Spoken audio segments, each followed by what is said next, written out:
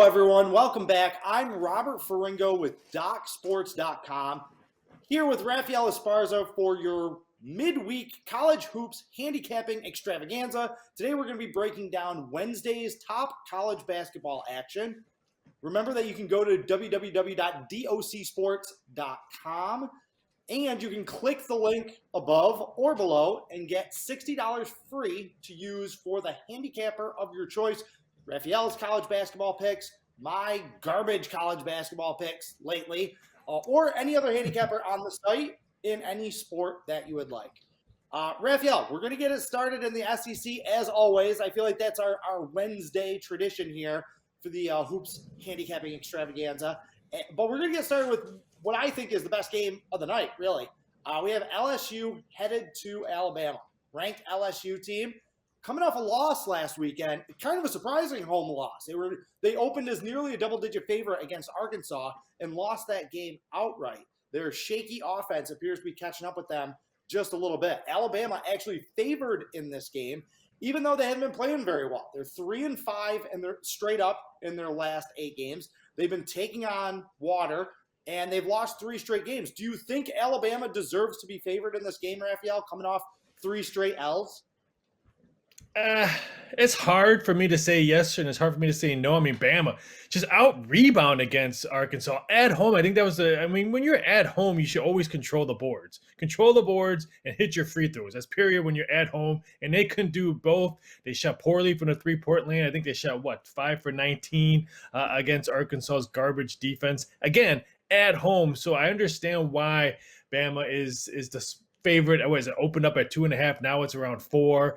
I don't think we'll see any more line movement. If we do, I think Bama or LSU money will probably come in. Would not be shocked if it goes to 3.5. Bama's won 4 straight meetings. I think that's probably the main reason why some of that money came in early on Bama. I kind of think LSU, what's the best thing to do to erase a bad home loss? You go on the road. I kind of like LSU in this spot, just how we saw Baylor with that horrible home loss. What do? They go on the road and they win and cover. I would not be shocked if we see the same results in this matchup.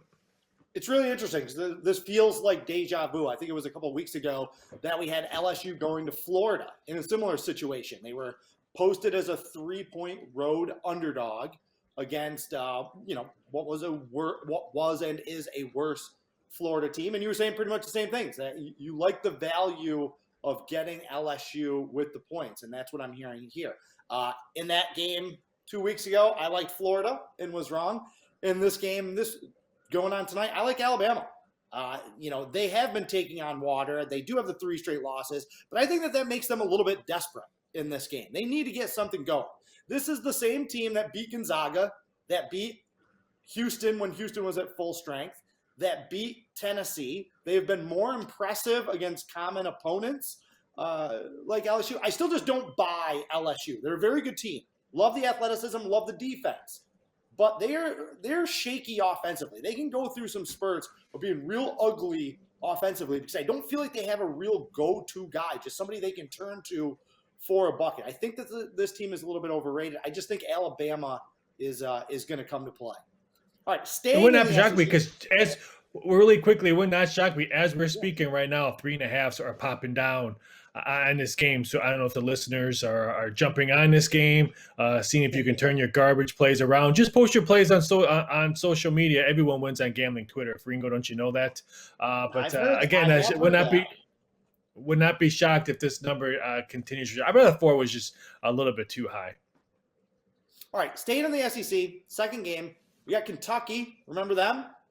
They are going on the road against Texas A&M. Kentucky coming off one of last week in the NFL, we had the Buffalo Bills pitch the perfect game where they didn't punt, didn't face a 4th down the entire game. Right, I feel like Kentucky had their version of a perfect game last weekend against Tennessee at home. Against a top 20 defense, the Wildcats rang up 107 points. They shot 38 for 56. That's 68% from the field. They also made 20 of 21 free throws in that game. I mean, you can't do any better than that, can you, Raphael? Like, what do you see in this game? Yeah, Big Blue Nation had a monster monster game. You said it, and they're averaging a little over 84 points a game. So their offense is rolling. But I'm sorry, I like the Aggies in this spot. The Aggies, since that loss to TCU, have rung off 8 straight wins, 5 of them by double digits. So I think the number's just way, way, way too high. I think the odds makers and maybe the early bettors overreacted to that monster. A Kentucky win, 7-point road favorite. I thought the number would have been around 4 or 5. I originally thought, but wow, 7. I think the Aggies is a nice home underdog spot in this one. I like the Aggies. I have to agree with you. I mean, Buzz Williams, you just know what you're going to get from a Buzz Williams coach team, and you're going to get effort. A&M is going to come to play tonight. Now, they aren't as talented as this Kentucky team, but they won't lack for effort. That's what always makes Buzz Williams a great underdog coach. Also, Kentucky, they're in a letdown spot. They absolutely cannot shoot as well as they did against Tennessee. That is just not going to happen. Nobody shoots over 60% ever, much less 2 games in a row. I also think Kentucky might get caught looking ahead to Saturday's big game against Auburn. Big showdown with the Tigers there. In between, you know, they gotta cover a 7-8 point line on the road. I think that's a tall task for the Wildcats in this one. All right, switching things up, we're gonna head up to the Big East. We have St. John's taking on Creighton. Now, this St. John's team, they have 2 of the best players in the conference, in Julian Champagny. Sorry, I knew I was going to botch that. And Posh Alexander. However, this team really hasn't done much this year. They haven't been very good. They haven't been very bad. Don't really know what to make of this team. You know what you're going to get from a Mike Anderson team. You know, they're going to press, they're going to trap, they're going to try and push the tempo. I was a little bit surprised to see this line was only 3.5 points, given how well Creighton traditionally plays in their home gym. Raphael, help me make sense of this one. Yeah, number opened up at 5 overnight, and limit bets were coming in as I peeked in this morning when I was doing. Yes, I did do some research in this game. So people who are going to put a comment, do I watch college basketball? Yes, I watch college basketball, you doofus. But so the money came in, but I'm actually shocked at how low it came in. Wow, 3.5. I was actually shocked it didn't continue to go down to 3. Just the amount of money I was seeing coming in this game. I'm not sold on the Johnnies. They're 0-3 on their road, and they still have 3 guys that are on COVID protocols. And I know none of those guys are big players. They're not averaging double digits, but you know what? Those are guys, if you're getting in foul trouble, they need to come in and step up. So if you're missing not 1, not 2, but 3 of them still since the late of December, early January, that shortens up your bench. I like Creighton on this one. With the number that's, I think, in the slim for pickings, I don't say buy the 0.5 point, but if you like the 3, maybe take a look at that or wait to see if it goes down to 3. But 3.5, way too low. I thought this number should be around 4. Always a tough trip for those New York City boys to fly out to Nebraska in the middle of January and play a team that, you know, it's a little hard for St. John's to get up for this Creighton team. And again, the Blue Jays they play really well in their home gym. They always have. They always will. They always shoot the ball better. So I agree with you. I was a little bit surprised at this number. All right, last game on the board that we're going to talk about today. Going to the Big Ten, we have Iowa at Rutgers. All right, Iowa coming off. Look at us giving the Scarlet Knights some love. Have to, right? I mean, I think that this is an intriguing matchup. These are two teams that were in the NCAA tournament last year, 2 teams that are fighting to get back to the NCAA tournament this year. Both have been a little bit up and down. Iowa coming off a nice road win at Minnesota. The Hawkeyes aren't traditionally a very good road team, and we know that Rutgers is always a very active home underdog. Okay, things get wacky in the RAC. Rutgers always a tough out in their home gym. What do you see here? Yeah, a little shocked on this number with Rutgers coming off a big win at Maryland after they got thumped by Penn State, losing by almost 20. If I'm not mistaken, on that game. Last time we seen them at home, they did the reverse. They thumped Nebraska, beating them by almost 30 on that game. A little bit shocked. I like the Scarlet Knights. You said that they're always a great scrappy team at home. They could be a very, very, very long evening for Iowa. I'm just not sold on Iowa on the road. They got shellacked by Wisconsin, even though they hung around. But I think they were just gassed out in the second half. I like the Scarlet Knights. I can't believe I'm going to say that. Scarlet Knights college basketball win and a cover. Wow, when was the last time someone said that on the air? Yeah, I mean, other than that win against Indiana at home last week, really you look at Iowa's resume and who have they beaten? You know, they have some close losses. They played Purdue tough on the road. They played Illinois tough at home.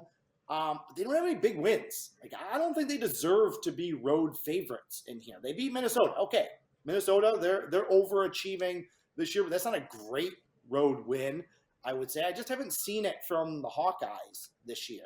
I believe in the Rack. I've seen better teams go into Rutgers and lose against this group with Harper and Geo Baker and them. I think Rutgers needs this win a little bit more, and I think they're going to get it. So, all right, those are the games that we're breaking down for today. Raphael, before we get out of here, you got a free play for the listeners?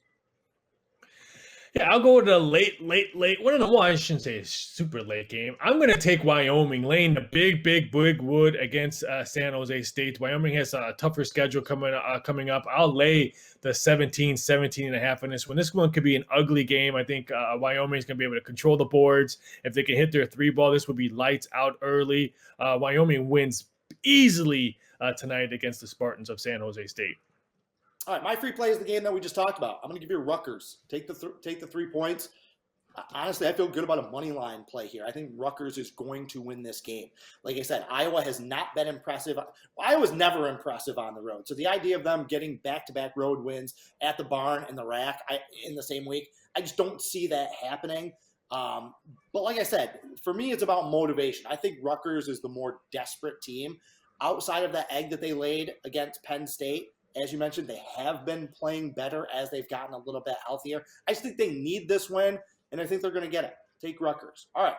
He's Raphael Esparza. I'm Robert Ferringo, docsports.com. Get signed up today, and be sure to check out our other videos. We'll be breaking down Thursday college basketball action, Saturday college basketball action. We will have you all set for this week.